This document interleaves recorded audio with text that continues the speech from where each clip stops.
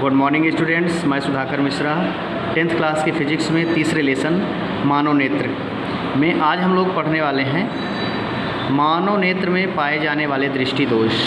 देखिए दृष्टि दोष क्या होता है, यहाँ देखिए जब आँखों की समंजन क्षमता कमज़ोर हो जाती है तब वस्तुएं स्पष्ट दिखाई नहीं देती हैं। समंजन क्षमता का मतलब फोकस दूरी को कम ज़्यादा करने की शक्ति।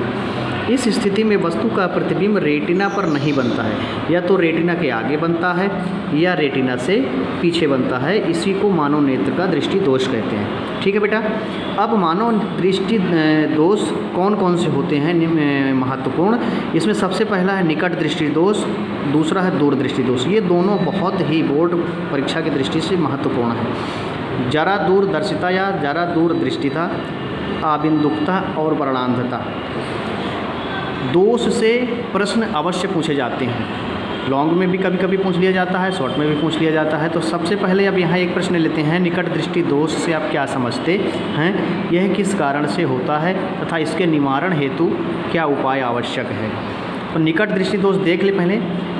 जब मनुष्य को निकट की वस्तु स्पष्ट दिखाई देती है परंतु दूर की वस्तु स्पष्ट दिखाई नहीं देती है तो मनुष्य की नेत्र में निकट दृष्टि दोष पाया जाता है। कहने का मतलब निकट दृष्टि दोष में निकट का स्पष्ट दिखेगा और दूर का नहीं दिखेगा। ठीक है, और दूर दृष्टि दोष की बात करेंगे तो दूर का स्पष्ट दिखेगा और निकट का नहीं दिखेगा। अब निकट का स्पष्ट दिखने का क्या मतलब है, इस दोष में नेत्र का जो दूर बिंदु अनंत पर होता है वो अनंत पर न होकर नेत्र के पास आ जाता है तथा व्यक्ति दूर बिंदु से अधिक दूरी पर स्थित वस्तुओं को स्पष्ट नहीं देख पाता है। कहने का मतलब स्पष्ट तभी देख पाएगा जब वस्तु दूर बिंदु यानी अनंत पर होगी, तब स्पष्ट प्रतिबिंब रेटिना पर बनेगा। लेकिन प्रतिबिंब रेटिना पर स्पष्ट नहीं बनता, इसका मतलब ये कि वस्तु अनंत पर न होकर के नेत्र के पास आ जाती है। ये इसका किरण आरेख है।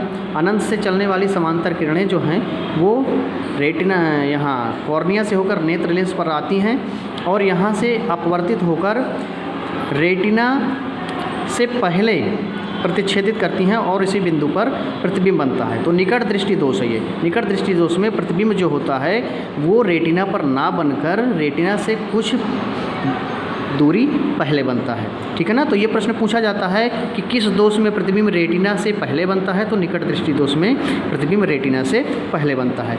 अब ये दोष आँख में होता क्यों है, इसका कारण क्या है, तो इसके दो मुख्य कारण हैं। इस दोष के मुख्य रूप से दो कारण हैं।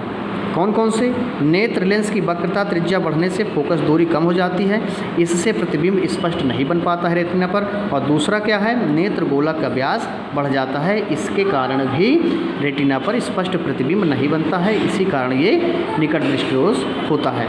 तो इसके दो कारण हो गए, सिंपल से हैं, नेत्र लेंस की वक्रता त्रिज्या बढ़ने से फोकस दूरी कम होना और नेत्र गोलक का व्यास बढ़ जाने से फोकस वक्रता त्रिज्या बढ़ जाएगी और उससे भी फोकस दूरी कम हो जाएगी। तो ये दो मेन कारण हो गए। ठीक है ना। अब देखिए बेटा, निकट दृष्टि दोष क्या है, इसका कारण क्या है, अब हम इसके निवारण के बारे में चर्चा करेंगे। ठीक है ना, अब हम क्या करेंगे, इस दोष के निवारण के बारे में चर्चा करेंगे।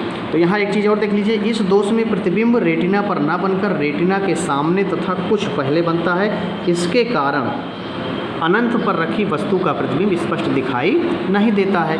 अब निकट दृष्टि दोष किस प्रकार से दूर किया जाएगा, इसको देख लीजिए। इस दोष को दूर करने के लिए उचित फोकस दूरी वाले अवतल लेंस के चश्मे का प्रयोग किया जाता है, जिससे अनंत से चलने वाली प्रकाश किरणें लेंस से अपवर्तन के पश्चात नेत्र के दूर बिंदु से आती प्रतीत होती हैं और रेटिना पर फोकस होकर वस्तु का स्पष्ट प्रतिबिंब बना देती हैं। ये देख लीजिए, यहाँ ये चित्र है।